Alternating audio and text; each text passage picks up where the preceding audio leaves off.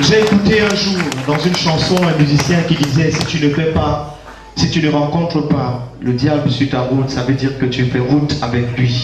J'aimerais vous les présenter de manière beaucoup plus directe encore. Je suis en train de parler du couple Alain Patrick et Linda Gandimoun qui sont avec moi sur l'estrade. Je voudrais juste qu'on les acclame pour leur souhaiter chaleureusement la bienvenue. Ils sont chez eux ici au Cameroun. Sport tout à l'heure. Merci d'avoir été très sport tout à l'heure par rapport à ces autres troubles que j'évoquais tout à l'heure. Nous allons une fois de plus... Ça peut être que nous avons des problèmes, nous rencontrons des situations compliquées, difficiles, et quelqu'un nous parle du Seigneur, et à ce moment-là, notre cœur est touché, nous venons au Seigneur. Mais seulement, savons-nous exactement où se dirige le bateau dans lequel nous sommes embarqués, dont Jésus-Christ est lui-même le pilote? Est-ce que nous le savons réellement?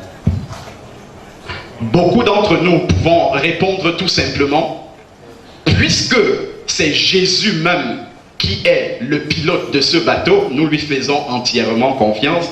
Par la foi, nous savons que la destination vers laquelle il nous amène ne peut qu'être la bonne. Ça, c'est par la foi. C'est vrai aussi, c'est possible.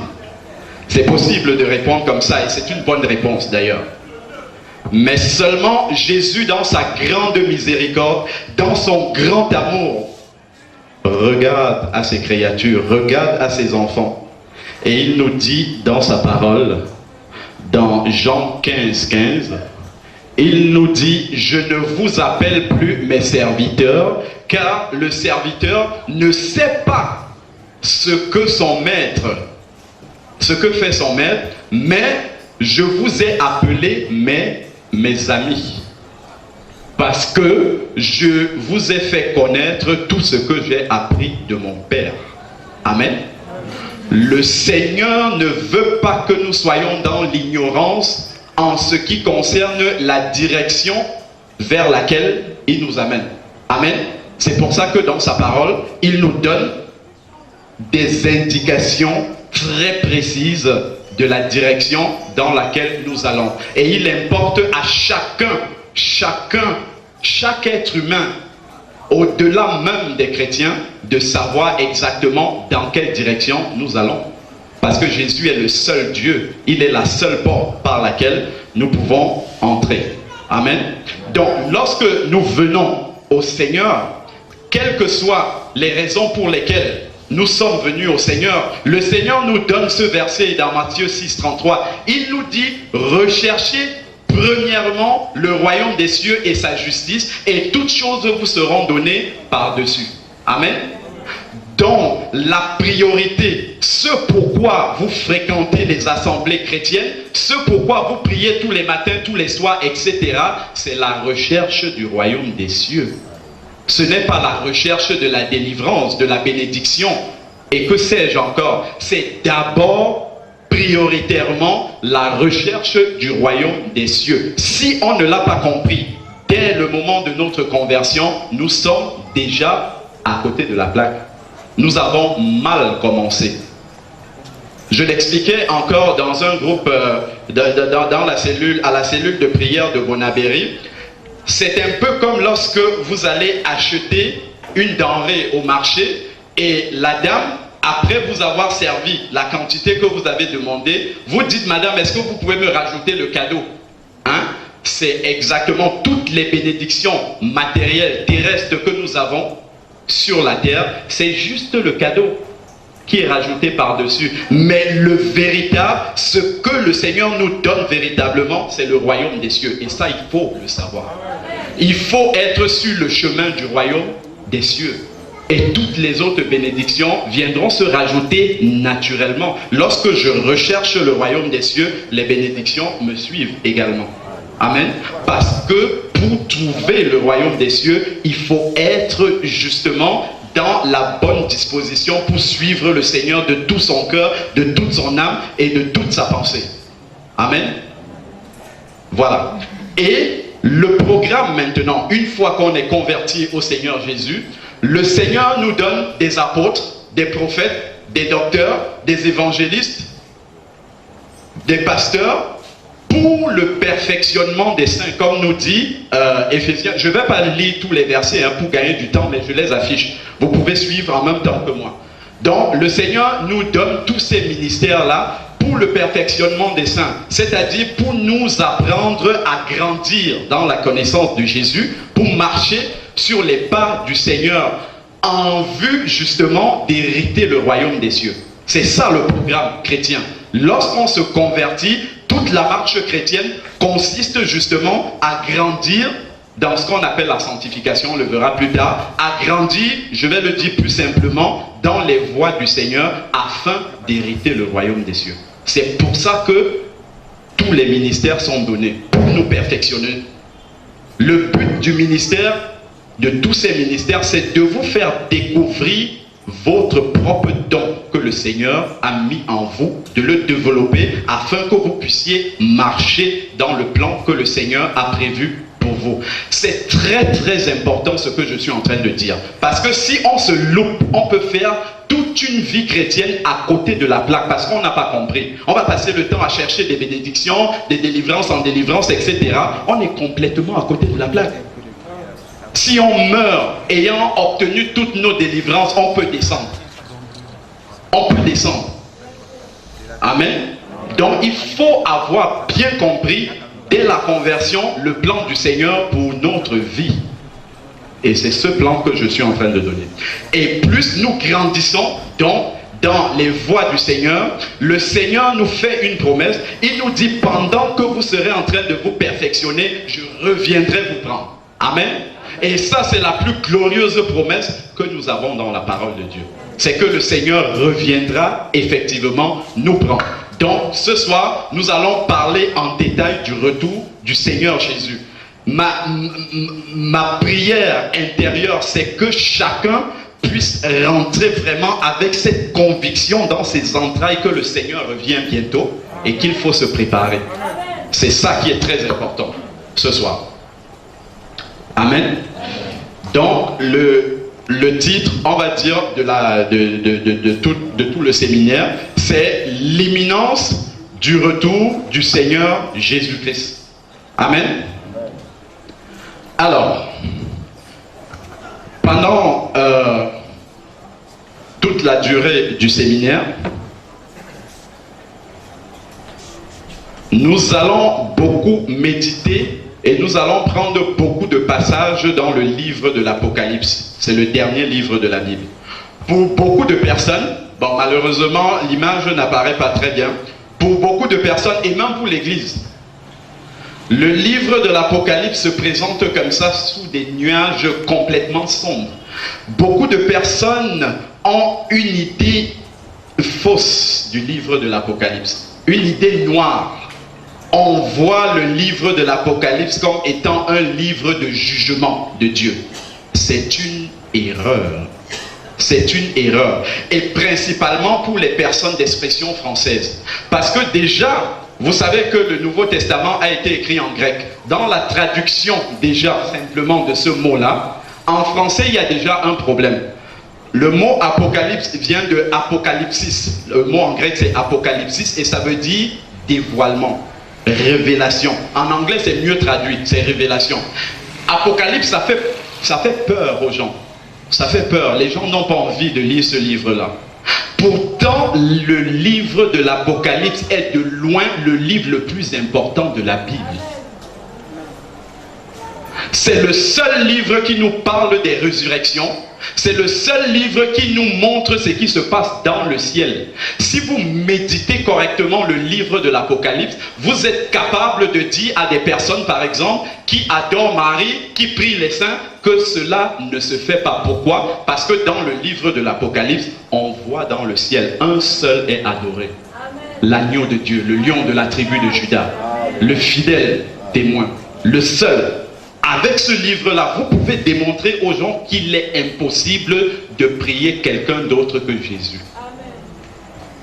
Amen. Je vais vous donner encore un petit peu plus de goût à ce livre-là. Heureux, ça c'est dans Apocalypse 1 au verset 3. Heureux celui qui lit Heureux celui qui lit et ceux qui entendent les paroles de la prophétie et qui gardent les choses qui y sont écrites, car le temps est proche. C'est le seul livre de la Bible auquel il est attaché une bénédiction particulière, juste le fait de lire et de garder les paroles. C'est le seul livre de la Bible. Vous écoutez quelqu'un qui prêche sur l'Apocalypse, vous êtes déjà béni. Juste le fait d'écouter et de garder ça dans votre cœur, vous êtes déjà béni. Amen.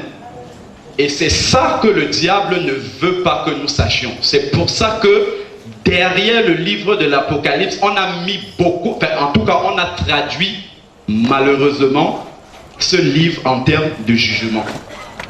Et les hommes n'aiment pas ce livre. Je vais vous donner un autre verset, toujours pareil dans le livre de l'Apocalypse. Apocalypse 22 au verset 7. Et voici, je viens bientôt. Heureux celui qui garde les paroles de la prophétie de ce livre. C'est Jésus même qui parle. Pour encourager les gens à méditer et à lire dans ce livre, le livre de l'Apocalypse. Je vais vous dire autre chose qui risque de vous surprendre un peu.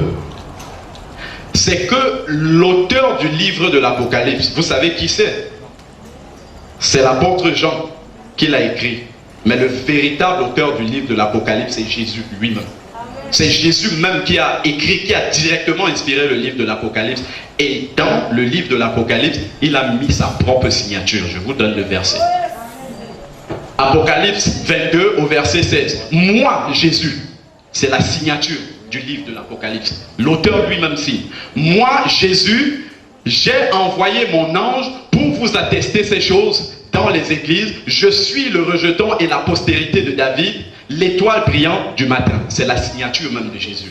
Le livre de l'Apocalypse est directement écrit par Jésus. Jean a juste été un intermédiaire pour le mettre sur papier, c'est tout. C'est pour ça que le diable ne veut pas que les chrétiens méditent et comprennent le livre de l'Apocalypse. Parce que si vous comprenez ce livre-là, ça va vraiment vous recentrer sur l'essentiel dans votre vie chrétienne. Et ça, il ne veut pas. Amen. Alors, nous avançons. Donc, le but, c'est que justement, à la fin de la conférence, que vous puissiez avoir un autre regard sur le livre de l'Apocalypse, un regard beaucoup plus éclairé. Ça, c'est une image de l'île de Patmos aujourd'hui. C'est l'île sur laquelle Jean a reçu la révélation de l'Apocalypse. Il faut que ce livre-là s'éclaire désormais pour vous, comme ce que nous avons en image de fond. Amen. Alors, nous allons avancer. Dans cette première partie, nous allons voir dans la Bible les promesses formelles que le Seigneur a données pour que nous ayons la conviction dans notre cœur qu'il va vraiment revenir. Il a donné des passages clairs dans lesquels il annonce qu'il reviendra. Amen. Il est bon de noter et de méditer sur ces passages-là. Vous savez que la parole de Dieu dans Romains 10, 17 dit: la foi vient de ce que on entend. Et ce qu'on entend vient de la parole de Dieu. Donc il est bon de retenir ces versets. Si vous voulez commencer réellement à respirer et à vivre dans l'attente du retour de Jésus, il faut méditer sur les versets de la promesse de son retour. Déjà, dans un premier temps. Pour en avoir la conviction que le Seigneur revient vraiment bientôt. Amen. Alors, premier verset, c'est dans Jean 14, du verset 2 au verset 3. Il y a plusieurs demeures, c'est Jésus même qui parle, il y a plusieurs demeures dans la maison de mon Père. S'il n'était pas, je ne vous l'aurais pas dit, je vais vous préparer une place. Et lorsque je m'en serai allé et que je vous aurai préparé une place, je reviendrai. C'est Jésus même qui parle. Je reviendrai et je vous prendrai avec moi afin que là où je suis, vous y soyez aussi. Et il y a un terme qui attire mon attention. C'est dans le verset 2, le mot demeure. Il dit, il y a plusieurs demeures dans le sud de ça. C'est ce que je dis encore aux jeunes à la cellule de prière à Péry. Il faut être sûr. Si on te demande, toi, est-ce que tu es né de nouveau? Il faut que tu dises, oui, je suis né de nouveau à tel moment et que tu aies un témoignage à donner. C'est dans telle circonstance que j'ai rencontré le Seigneur. Il faut être sûr de ça. Si on commence à hésiter, je ne sais pas, c'est qu'on n'est pas né de nouveau. Amen. Il faut être sûr que c'est fait. Et à ce moment-là, on peut recevoir ce type de message. Donc, lorsqu'on confesse nos péchés, le Seigneur nous les pardonne. Et la Bible dit que le Seigneur pardonne et il oublie. Contrairement aux hommes, les hommes disent je pardonne mais je n'oublie pas. Mais la Bible dit que le Seigneur pardonne et il oublie. Non seulement il efface tous nos péchés depuis que nous sommes nés, depuis tout petit, il efface tout. Mais la Bible dit aussi qu'il nous justifie. C'est-à-dire qu'il nous donne une robe totalement blanche. On devient comme si on n'avait jamais péché. Jamais péché. En sorte que lorsque Dieu nous regarde, il ne nous regarde plus comme les hommes nous regardent. Tous les hommes, on n'a pas changé, on est toujours le même. Mais quand Dieu nous voit, il ne voit plus le pauvre pécheur qu'on était, mais il voit son fils Jésus. Pourquoi? Je vais vous montrer une image. Avec les images, les gens retiennent bien. Suivez-moi un peu.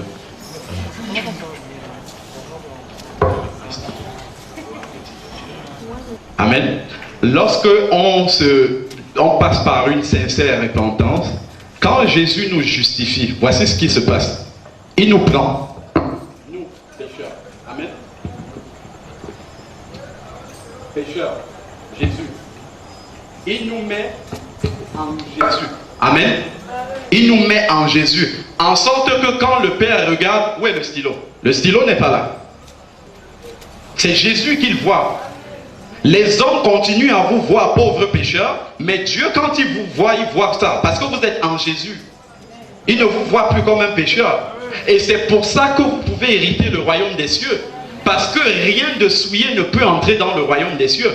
Parce que vous êtes dans Jésus et c'est Jésus qui vous amène. Parce que lui, il est saint totalement. C'est lui qui vous amène dans le royaume des cieux. C'est pour ça que aucune religion, aucune dénomination ne peut vous mettre à l'intérieur comme ça et vous amener. Parce que les dénominations ne sont pas saintes. Et il dit que rien de souillé n'entre dans son ciel de gloire. Amen. C'est pour ça qu'il faut expérimenter la conversion, non pas à une église, mais à Jésus directement. Parce que lui seul est saint. Lui seul est capable de faire ce que je viens de vous montrer. Retenez bien l'image. Amen. Alors, verset 2. 5 d'entre elles étaient folles et 5 autres sages. On revient encore dans les chiffres, comme avec Noé.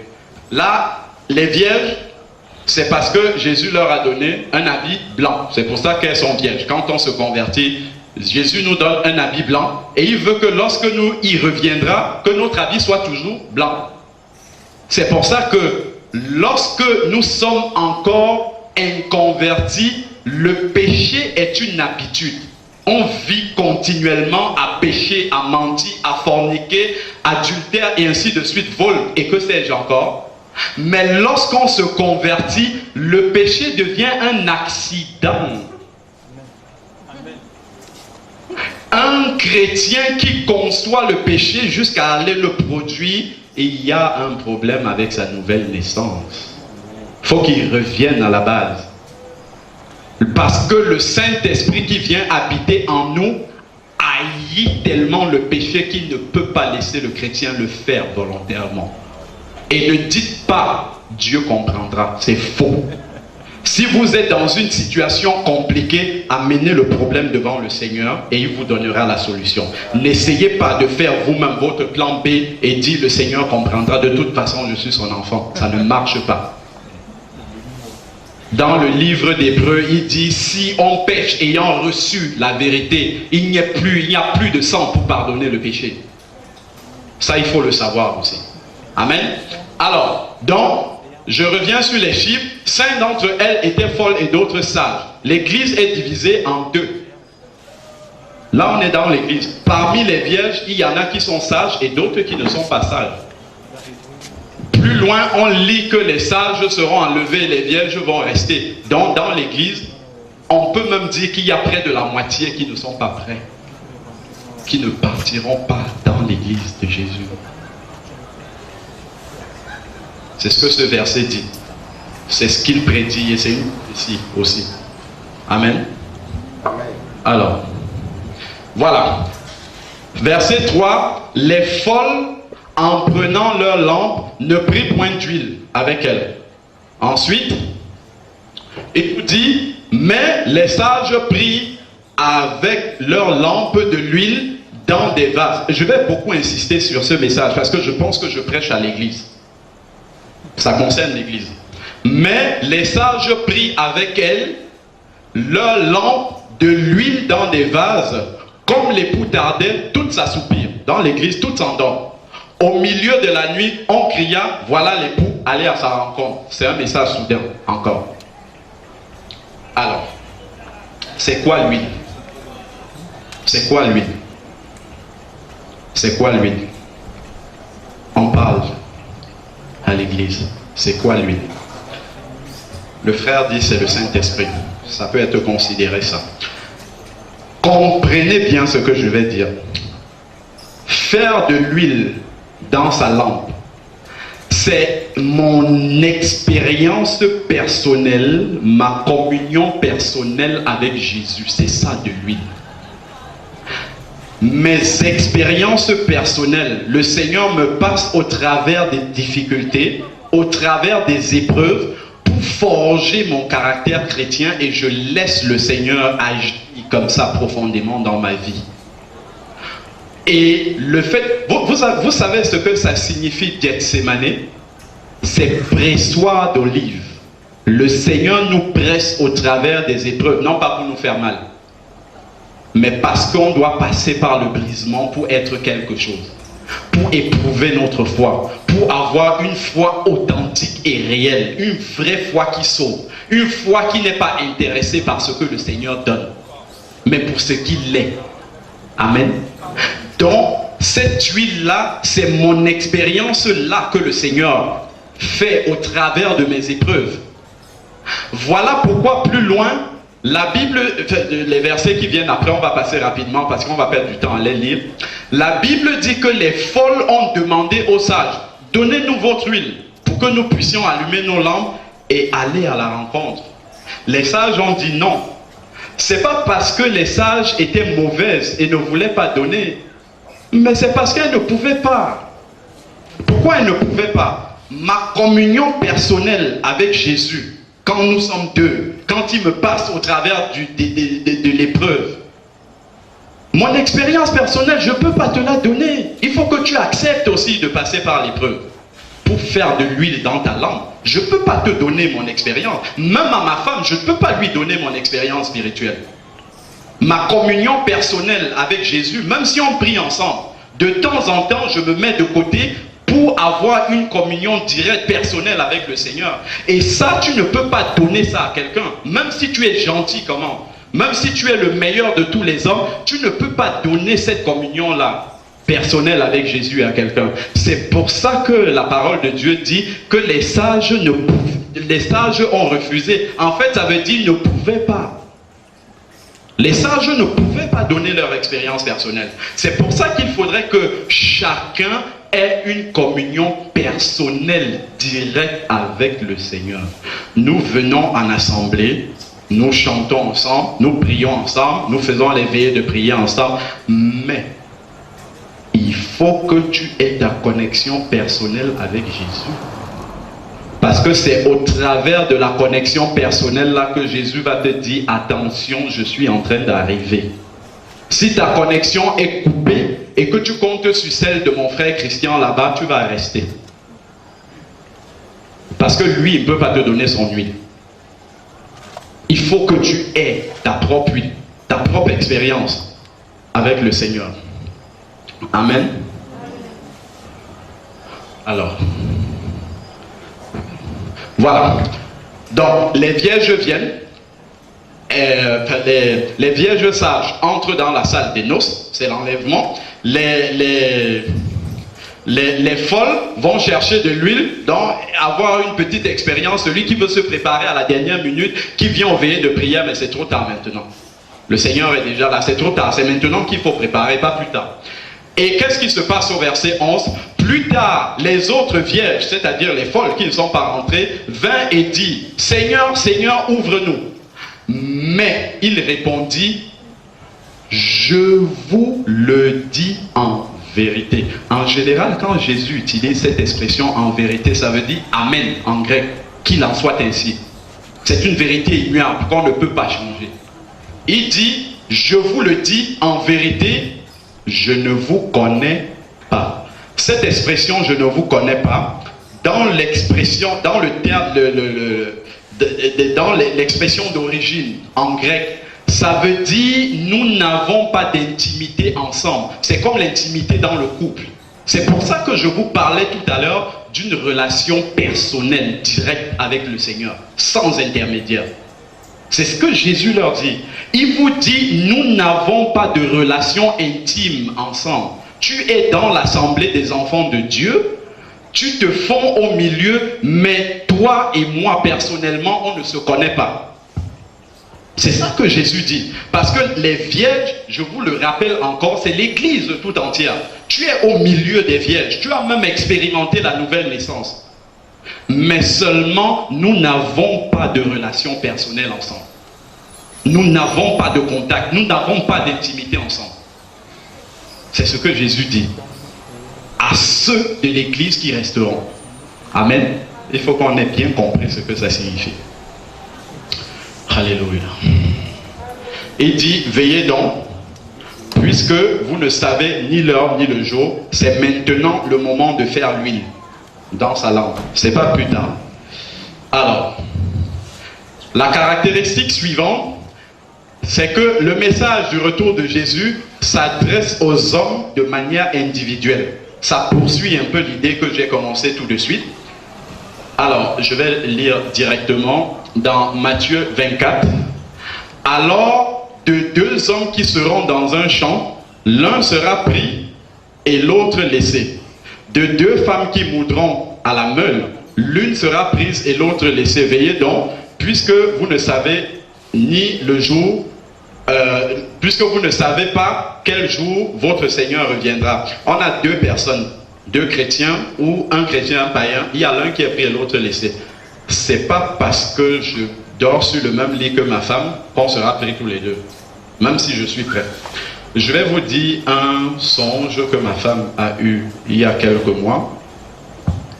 Elle a rêvé qu'il y avait un appareil où les gens venaient se placer et levaient la main comme ça, et l'appareil virait dans une couleur pour dire s'ils étaient prêts pour le retour de Jésus ou non. Nous étions dans la file aussi, nous sommes venus, nous avons levé la main, hop, ça a viré à la bonne couleur, on était prêts. On est rentré, content, on revient le lendemain, pip, pip, pas prêt. Ça veut dire que être prêt, c'est une question d'instant. Il faut être prêt au moment pile où la trompette sonne. C'est un train qui passe à la gare à une heure précise, à une seconde précise et qui passe une seule fois. Une seconde avant, je suis connecté au Seigneur, je suis prêt. La seconde après, quelqu'un vient, je l'engueule, je n'ai pas encore confessé ce péché, donc je ne suis pas prêt. Le Seigneur vient, je reste, je me confesse après, c'est trop tard. C'est ça, c'est ça. C'est pour ça que le chrétien doit vivre dans une vie permanente de sanctification. C'est-à-dire, lorsque le Saint-Esprit témoigne, me montre que... C'est pour ça qu'il nous dit, le Saint-Esprit vous convaincra de péché, de justice et de jugement. C'est pour ça, dès que je commets un péché, n'attends pas demain.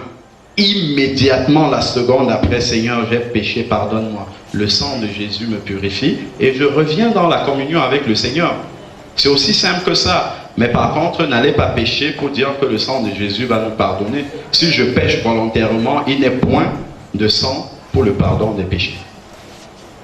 Donc, alors, Luc 17, je vous le dis, en cette nuit-là, de deux hommes qui seront dans un lit, alors de deux personnes qui seront dans un lit, l'une sera prise et l'autre laissée, de deux femmes qui moudront ensemble, l'une sera prise et l'autre laissée, de deux hommes qui seront dans un champ, l'un sera pris, l'autre laissé. Bon, ça on revoit toujours cette notion du fait que le message est individuel. C'est pas parce que mon voisin est prêt que je suis prêt, mais il y a autre chose aussi là-dedans, c'est que pour moi, les personnes qui sont couchées la nuit là, en cette nuit-là de deux personnes qui seront dans un lit, c'est la nuit, on le voit bien, et probablement les deux femmes qui sont en train de moudre à la machine, c'est probablement le jour. Et même les autres qu'on a cités. Ça nous montre que c'est un événement qui arrivera la nuit pour les uns et le jour pour les autres. Là-dedans, il y a la révélation des fuseaux horaires. Les hommes ont découvert les fuseaux horaires en 1876. Mais la Bible en parlait déjà 2000 ans avant. Il faut le voir ça aussi. Amen. Alors, dernière caractéristique, ceux qui prêchent le message de Jésus, si vous avez l'intention de prêcher ce message, pour que vous ne soyez pas surpris, sachez qu'on va se moquer de vous et que les gens vont rejeter ce message. Quand j'ai écrit cette brochure, je l'ai envoyée à mon pasteur et j'en avais envoyé plusieurs, mon ancien pasteur. Je lui ai dit, tu distribues aux frères de l'église, il a refusé. Il m'a dit que je ne conçois pas ton message, il n'est pas bon, il est faux. Et j'ai dit gloire à Dieu. Gloire à Dieu parce que ça me confirme justement ça. C'est un message qui sera rejeté et qui suscitera de la moquerie. Et la Bible nous en parle. Je ne dis rien sans vous donner des versets bibliques à l'appui. Amen. Alors, c'est Pierre qui nous parle. 2 Pierre 3, 2, 3, 10. Enseignez par vos apôtres, sachant avant tout que dans les derniers jours, il viendra des moqueurs avec leur raillerie, marchant selon leur propre convoitise et disant où est la promesse de son avènement, car depuis que les pères sont morts, tout demeure comme dès le commencement de la création. Ils veulent ignorer, c'est-à-dire qu'ils savent que c'est la vérité, mais ils veulent l'ignorer. Ils savent que le Seigneur Jésus va revenir, mais ils préfèrent faire comme s'il ne revient pas. Ils veulent ignorer. Donc ils sont conscients de la vérité, mais ils la couvrent. Alors, ils veulent ignorer en effet que les cieux existaient autrefois par la parole de Dieu, et de même qu'une terre tirée de l'eau est formée au moyen de l'eau. Allez. Et que par ces choses du monde, alors périt dans la terre submergée, la terre d'avant, et a été submergé d'eau. Bon, ensuite, verset 7. Tandis que, par la même parole, les cieux et la terre d'à présent sont gardés et réservés pour le feu, pour le jugement et de la ruine des hommes impies. Bon, je vais faire juste une petite parenthèse là pour expliquer quelque chose. Il y a beaucoup de personnes, même des chrétiens, qui confondent le retour de Jésus avec la fin du monde. Ce n'est pas la même chose. Attention. La fin du monde arrivera lorsque la terre et les cieux d'à présent seront détruits par le feu. Ça, c'est la fin du monde. Mais lorsque Jésus va revenir, le monde va continuer à exister. Les chrétiens seront enlevés et le monde restera et continuera à exister. Et la Bible nous dit que lorsque Jésus va revenir, il va instaurer sur la terre un règne de paix de 1000 ans. Si vous avez entendu parler du millénium, le millénium va se passer sur la terre. Jésus va régner depuis Jérusalem pendant 1000 ans, et c'est au bout seulement de ces 1000 ans-là que la terre d'à présent sera détruite. Donc, à partir du moment où Jésus revient jusqu'à ce que les gens appellent la fin du monde, il y a au moins 1000 ans. Donc, la fin du monde, ce n'est pas pour demain. Les gens qui ont dit que la fin du monde arrivera en 2012, c'est impossible, d'après la Bible. Parce que entre le moment où Jésus revient et la destruction de la terre, il y a au moins 1000 ans. Donc, ce n'est pas possible que la fin du monde intervienne dans moins de 1000 ans, puisque Jésus n'est d'ailleurs pas encore revenu. Amen. Donc, c'est juste pour que vous arriviez à faire la dissociation entre retour de Jésus et fin du monde. Ce n'est pas la même chose du tout. Il faut pouvoir expliquer ça aux païens. Ce n'est pas la même chose. Donc ce n'est pas un message de fin du monde que nous sommes en train de prêcher. Alors, voilà le verset important qui parle de la moquerie. On a dit qu'ils veulent l'ignorer. Le Seigneur ne tarde pas dans l'accomplissement de la promesse de son retour, comme quelques-uns le croient. Mais voilà, il use de patience envers vous, ne voulant qu'aucun périsse, mais voulant que tous arrivent à la repentance. Donc si le Seigneur tarde à revenir, c'est pour que le maximum de personnes soient sauvées, pour que le maximum de personnes entendent ce message et arrivent à la repentance. C'est pour ça que le Seigneur tarde encore. Mais lorsque le dernier païen sera entré, la patience du Seigneur s'arrêtera net. Et comme nous ne savons pas qui sera le dernier des païens, il vaut mieux être prêt. Il vaut mieux déjà être repenti. Il vaut mieux déjà être au milieu des enfants de Dieu. Amen. C'est ce qu'il est en train de dire là. Donc, ne prenez pas comme une faiblesse de la part du Seigneur le fait qu'il ne soit pas encore rentré. C'est parce qu'il veut que vous et moi soyons sauvés. C'est pour ça qu'il n'est pas encore arrivé. Mais sa patience a une fin. Alors, rapidement, je vous explique le déroulement même concrètement de l'enlèvement de l'Église. Qu'est-ce qui va se passer ce jour-là? Pour beaucoup, c'est un flou.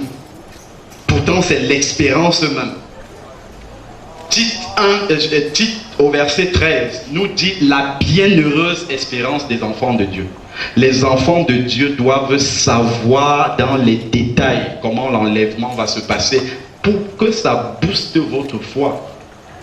Et le Seigneur a expliqué en détail. Amen. Bon, l'image est un peu révélatrice de ce qui se passera. Bon, c'est juste pour... Alors, je vous en supplie, encadrez ce verset dans votre Bible. Le verset qui parle, le passage qui parle de l'enlèvement de l'Église, il faut que ça soit encadré dans votre Bible. Si vous enlevez ce passage-là et celui qu'on lira après dans votre Bible, votre espérance devient presque vaine. Et ce passage-là, beaucoup de personnes ne le connaissent pas. Alors, je vais le lire. Nous ne voulons pas, frères, que vous soyez dans l'ignorance. Voilà. Donc, c'est ça l'objet de ma présence devant vous. C'est pour ça que le Seigneur m'a envoyé devant vous. Pour que vous ne soyez pas dans l'ignorance. Parce qu'on peut être dans l'église. Il s'adresse aux Thessaloniciens. Les Thessaloniciens étaient des chrétiens. Ils étaient convertis. Il leur dit, je ne veux pas que vous ignorez ça. Parce que c'est une vérité capitale. C'est salutaire pour vous. Il ne faudrait pas que vous ignorez ça. Nous ne voulons pas, frères, en plus il dit frère, donc il s'adresse vraiment aux chrétiens, que vous soyez dans l'ignorance au sujet de ceux qui dorment. J'aime bien cette expression-là, de ceux qui dorment. C'est-à-dire, puisqu'il parle aux frères, il utilise l'expression ceux qui dorment. Il parle des chrétiens qui sont déjà morts. Si tu es chrétien et que tu meurs, en fait tu es endormi. Il ne faut pas avoir peur de la mort en tant que chrétien. Le chrétien n'a pas peur de la mort. Parce qu'il est seulement endormi. Et le propre de celui qui est endormi, c'est qu'il peut se réveiller d'une minute à l'autre. Pourtant, celui qui est mort, s'il utilise l'expression mort, ça veut dire qu'il ne va plus se relever. Amen. Ça, c'est très important.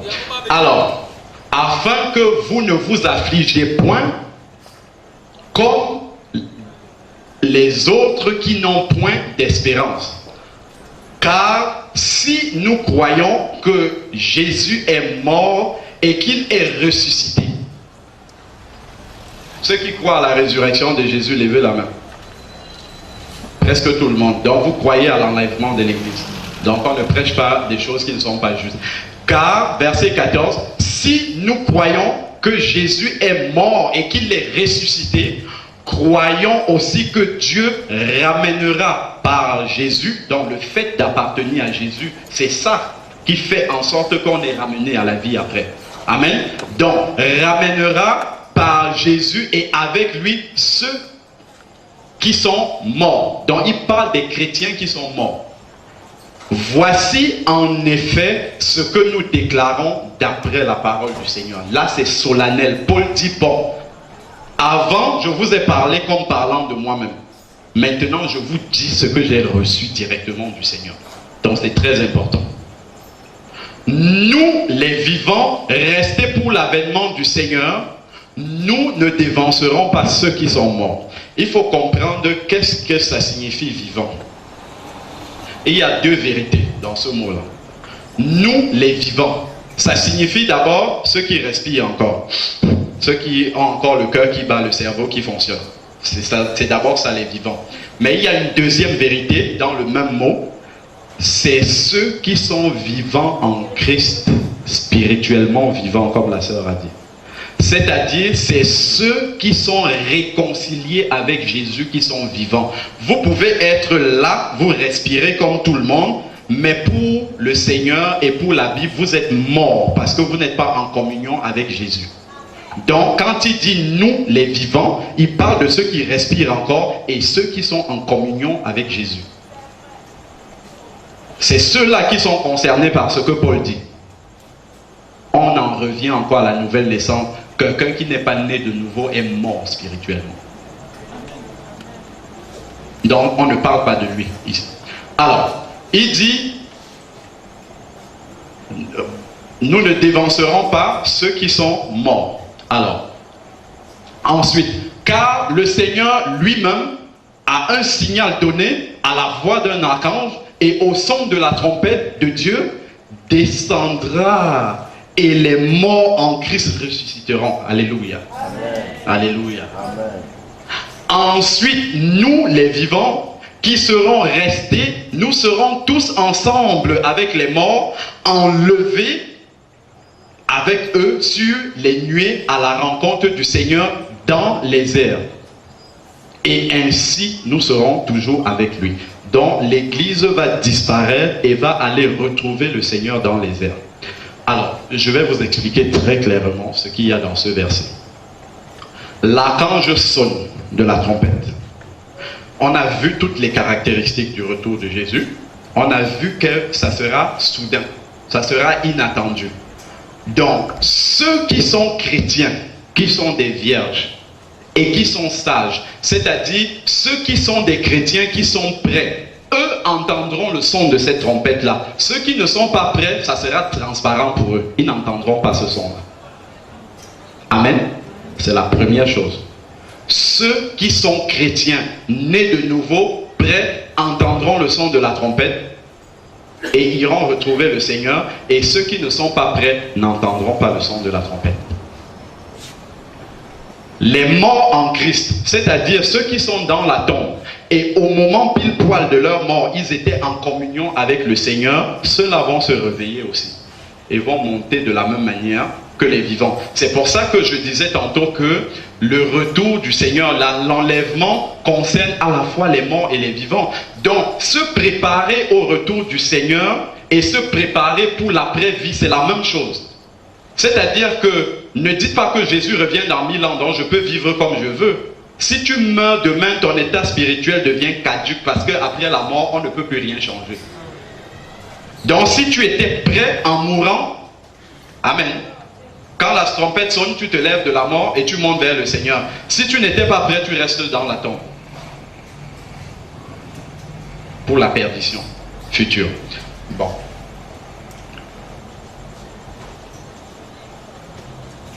Concrètement, ce qui se passe techniquement, ceux qui arrivent à comprendre ce que je vais dire, amen. Ceux qui ne comprennent pas, ce n'est pas grave. Parce que dans l'assemblée, je suppose que les niveaux spirituels sont différents. Donc il y a peut-être d'autres personnes qui veulent aller plus en profondeur. Donc je vais expliquer quelque chose pour eux. Vous pouvez toujours comprendre avec l'aide du Saint-Esprit. Alors, ce qui se passe, au moment où nous naissons de nouveau. Amen. Amen. Le corps, l'être humain est composé de 3 parties.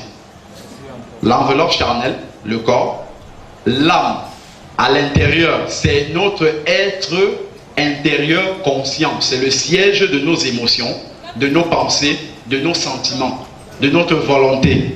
C'est ça qu'on appelle l'âme.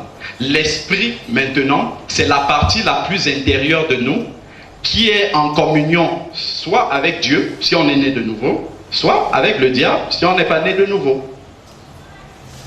Vous savez que le monde est dirigé par le diable. Donc si on n'est pas converti, forcément, on appartient au royaume de Satan. Certains disent, non, moi je n'ai pas de communion avec lui. Si tu n'es pas converti, tu appartiens à Satan. C'est ce que la Bible dit. Bon, donc, alors, lorsque je nais de nouveau, c'est mon esprit, c'est la partie la plus profonde qui est pris du royaume des ténèbres de Satan et qui est ramené dans le royaume spirituel de Dieu. Mais tout ce qui est de l'âme, les sentiments, tout ça, c'est pas encore régénéré. Et toute la vie chrétienne, ce qu'on appelle la sanctification, c'est faire descendre, parce que mon esprit qui est totalement régénéré, est régénéré à l'image de Jésus, donc il est parfait. Et la sanctification consiste à faire descendre cette perfection-là au niveau de mon âme, au niveau de mes sentiments, au niveau de mes émotions. C'est ça la sanctification. Seulement, puisque l'âme n'est pas encore régénérée, c'est comme une copie de ma vieille nature qui reste encore en moi. C'est pour ça que, bien qu'étant converti, j'ai toujours de temps en temps l'envie de marcher comme avant. C'est la chair. Amen. La chair continue à habiter en nous. La chair, c'est une puissance de mort spirituelle qui continue à habiter en nous. Mais le chrétien a le pouvoir de maintenir la chair assujettie. Et c'est ça, c'est en ça que consiste la sanctification. Donc, au moment de l'enlèvement, pour ceux qui sont encore vivants, voilà ce qui va se passer. Le corps que j'ai restera comme il est, s'il est beau, d'après le Seigneur, je ne sais pas. La chair que nous avons encore en nous, c'est la chair qui nous rend corruptibles. Vous comprenez? C'est pour ça que nous devons encore mourir, parce que ce qui est corruptible doit mourir. C'est pour ça que le chrétien est encore mortel. Et au moment de l'enlèvement, ce que le Seigneur va faire, c'est qu'il va extirper de nous la chair et immédiatement on devient incorruptible. C'est ce qui va se passer au moment de l'enlèvement. Il va enlever spontanément la chair, parce que c'est à cause de la chair qu'on meurt. Donc si on enlève la chair, je ne peux plus pécher, parce que c'est la chair qui me conduit à pécher. Je ne peux plus mourir, parce que c'est à cause de la chair que je continue à commettre des péchés et que je suis mortel. Donc si on m'enlève la chair, c'est fini. Je ne suis plus mortel et j'ai le corps glorieux que Jésus avait au moment de sa résurrection. Techniquement, c'est ce qui va se passer au moment de l'enlèvement. C'est un peu difficile, je sais. Mais c'est simplement la chair qui va être enlevée pour ceux qui sont encore vivants. Et si je n'ai plus la chair, je peux monter à la rencontre du Seigneur sans problème. C'est ce qui se passera. Maintenant, pour ceux qui sont morts, la Bible nous dit que si tu as l'Esprit de Dieu en mourant, tu restes en communion avec lui, puisque l'Esprit retourne au Père.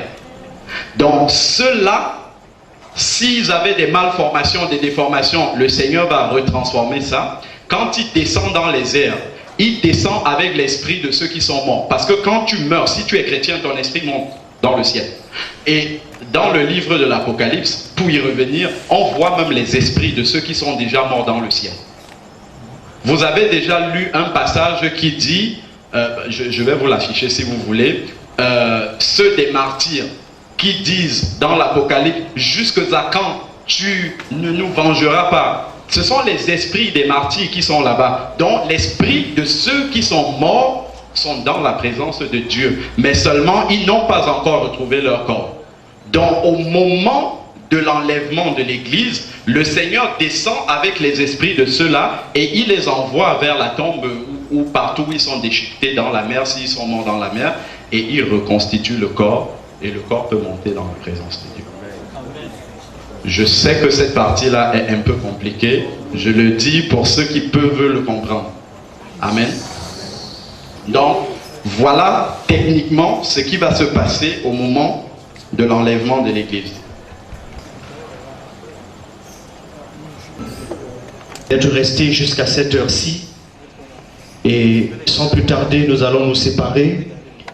Mais vous me permettrez de rappeler que l'orateur Alain Patrick Gandimoun a commencé par le premier point à nous préciser que le retour du Seigneur était une promesse. Et on l'a vu. Donc premièrement, nous avons vu avec lui les promesses du retour de notre Sauveur et Seigneur Jésus-Christ. Deuxièmement, il s'est appesanti sur les caractéristiques du retour du Seigneur. Et il a été dit que les caractéristiques du retour du Seigneur Jésus étaient la survenue ou le retour soudain et brusque au cœur de l'indifférence, au cœur de l'insouciance. Il a parlé également des soucis qui caractériseront cette période-là. Avec votre question. Revenez demain, il y a beaucoup à dire, ce n'était qu'une introduction et surtout beaucoup à regarder en exclusivité, un peu comme le vidéogramme que nous avons regardé tout à l'heure.